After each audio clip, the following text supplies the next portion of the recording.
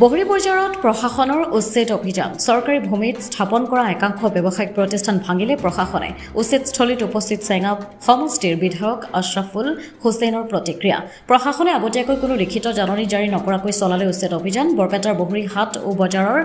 চৰকাৰী ভূমিত অৱস্থিত ফাৰ্নিচাৰ দোকানৰ সমূহ জিলা প্ৰশাসনে উচ্ছেদ অভিযান চলাইছে বৰপেটা জিলাৰ চেঙা ৰাজ্য চক্ৰৰ অন্তৰ্গত বহৰী বজাৰত তাৰাবাৰী আৰক্ষীৰ উপস্থিতিত বৰপেটা জিলা প্ৰশাসনে প্ৰায় 40খনকৈ ফাৰ্নিচাৰৰ দোকানত উচ্ছেদ অভিযান চলায় বহৰী বজাৰত ব্যৱসায়িক প্ৰতিষ্ঠানসমূহে দীৰ্ঘদিন ধৰি দখল কৰি আহিছিল উচ্ছেদ কৰাৰ পিছতে ব্যৱসায়ীসকলৰ মাজত সৃষ্টি হৈছে তীব্ৰ প্ৰতিক্ৰিয়াৰ চৰকাৰী ভূমিত স্থাপন কৰা বহু ব্যৱসায়িক প্ৰতিষ্ঠান ৰৈ যোৱা অভিযোগ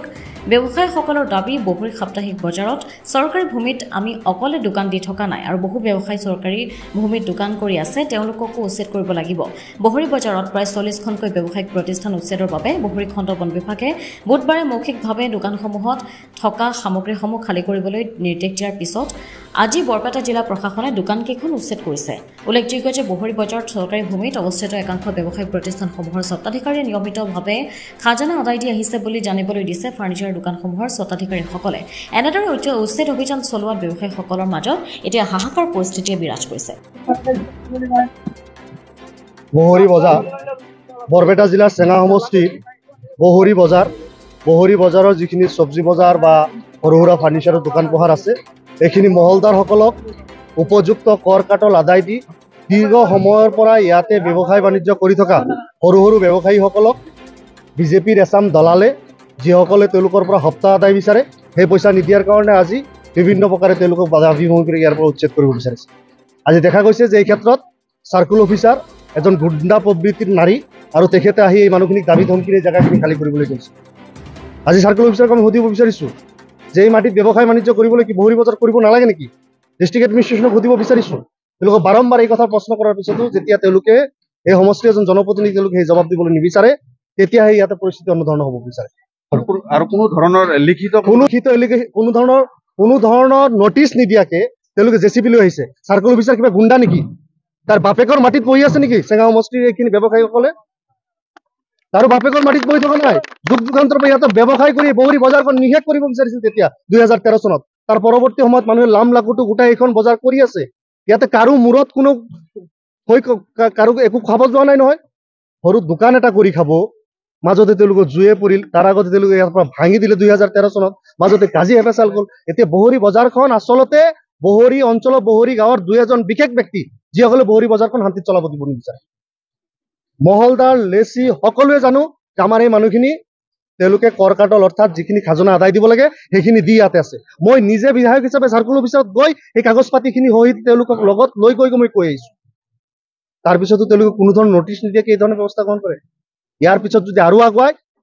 অঞ্চলত এই অঞ্চলৰ ব্যৱসায়ীসকল বা এই অঞ্চলৰ মানুহক লগত লৈ আমি গণতান্ত্ৰিক আন্দোলন গঢ়ি তুলিম আৰু চৰকাৰে কিমান দূৰলৈকে যদি প্ৰচিডিং মেইনটেইন কৰি তেওঁলোকে ইভিকশ্যন কৰে কৰক না বহৰী বজাৰ বাদ দি যদি আমি বহৰী বজাৰ ব্যৱসায় কৰিব নালাগে আমাৰ গৰীব মানুহখিনিক যদি ব্যৱসায় কৰিব নালাগে বহৰী বজাৰত আমাৰ মানুহখিনিক কৈ দিয়ক মই মানুহখিনিক লৈ বেলেগ ক'ৰবাত বজাৰ কৰিবলৈ হাট কৰিবলৈ কৰি ল'ম যেহেতু দেখা গৈছে এইখিনি মানুহ মই কৈছো যে যদি বহৰী বজাৰ ডিষ্ট্ৰিক্ট এডমিনিষ্ট্ৰেশ্যন আৰু চাৰ্কুল অফিচাৰক তেওঁলোকে কৈ দিয়ক যে বহৰী বজাৰত যদি আমি এই মানুহখিনি যদি অন্তত দোকান পোহাৰ কৰিব নালাগে কৈ দিয়ক আমি আমাৰ ব্যক্তিগত মাটিত ক'ৰবাত নি বজাৰ সমাৰ কৰি আমি ধুনীয়াকৈ চলিব পাৰিম কিন্তু দুদিন পিছে এই ধৰণৰ অত্যাচাৰ এই ধৰণৰ ব্যৱসায়ীৰ মূৰত ৰাম টাউন হুদুৱা কাম কাজবিলাক কৰিব নালাগে আৰু ইয়াতে আমি উপযুক্ত পইচা দি মহলদাৰে মহল হাট এই বজাৰখন তেওঁলোকে লিজত লৈছে মহলদাৰক আমি প্ৰতিদিন প্ৰতি সপ্তাহত পইচা দি আছো তাৰপিছত আপোনালোকে পাবলগীয়া কি আছে চৰকাৰখনত ইয়াতে কোনে কমপ্লেইন কৰিলে যে দোকানবিলাকে এই সৰু সৰু ঘুমটিবিলাকে কাৰ কি অপকাৰ কৰিছে মই এই সমষ্টিৰ বিধায়ক মোতকে বেছি ভাল এই সমষ্টিৰ কাৰণে চিন্তা কৰিবলৈ কোন ওলাইছে সেই মানুহটো কোন আজি এই মানুহখিনিৰ সন্মুখত আহি এইখিনি কথা ক'বলগীয়া হৈছে মই নিজে অফিচত গৈ এইখিনি একেটা কথা কৈ থৈ আহিছো আজি তেওঁলোকে দুদিন পিছে বহৰী বজাৰ ব্যৱসায়ীসকলক লৈ যি হেতালি খেলিছে হেতালি খেলা নচলে দোকানবিলাক যে ভাঙি দিলে এই সংক্ৰান্তত মই আচলতে কি কম মই এজন ক্ষুদ্ৰ ব্যৱসায়ী মই ফাৰ্নিচাৰৰ সৰু সুৰা দোকান কৰিছিলো তো অকস্মাত আহিয়ে 4-5 দিন আগতে ফৰেষ্টাৰ এটা ষ্টাফে আহি আমাক দোকানত আহি সুধিলে যে আপোনালোকে দোকান কিয় বন্ধ কৰা নাই আচলতে কি বহৰী বজাৰ ভাঙাৰ নামত ফৰেষ্টাৰৰ কি আছে এইটো আমি বুজি নাপালো বন বিভাগে আহি আমাক দাবী ধমকি দি দোকানৰ পৰা ফাৰ্নিচাৰ দোকানৰ পৰা কাঠসমূহ উঠাই লৈ গ'ল যদি মই মিছা মাতিছো ইয়াত বহুত ফাৰ্নিচাৰৰ দোকানী আছে তেখেতসকলে আপোনালোকে সুধি চাওক মোৰ পৰা তেওঁলোকে এই বন বিভাগে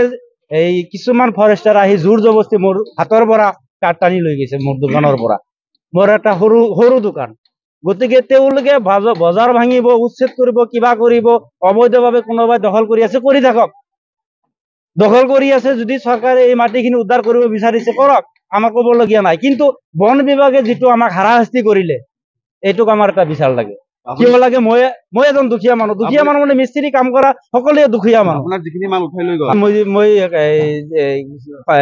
কাঠৰ দোকানৰ পৰা মালখিনি কিনোতে মই ৰিচিপ্ট কাটি মালখিনি নিদিয়ে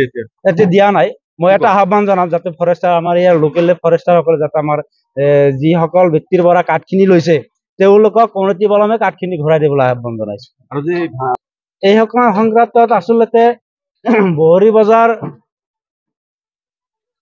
যদি চৰকাৰে ভাবিছে বা আমাৰ এই এডিসি মহোদয়ে ভাবিছে যে অবৈধভাৱে কোনোবাই দোকান মাটি দখল কৰি বিজনেছ কৰি আছে দোকান পোহাৰ চলাই আছে গতিকে মই ইমান বিশেষ ভালদৰে নাজানো যদি কোনোবাই অবৈধভাৱে দোকান মাটি দখল কৰি কোনোবাই দোকান কৰি আছে সেইবিলাক উচ্ছেদ কৰি দিব লাগে বা ভাঙি দিব লাগে দিয়ক কিন্তু এই যে বজাৰ ভাঙাৰ নামত যিটো নাটক কৰি আছে তেওঁলোকে সেই নাটকটো বন্ধ হ'ব লাগে গৰীব মানুহৰ ওপৰত যাতে এনেকুৱা ধৰণৰ হাৰাশাস্তি নহয় এইটো আমি চৰকাৰক আহ্বান জনাইছো বহৰীৰ পৰা নৱজিৎ নাথৰ ৰিপৰ্ট অমৃত নিউজ 24/7 অমৃত প্ৰবাহ অসমীয়া সাপ্তাহিক কাকতৰ ডিজিটেল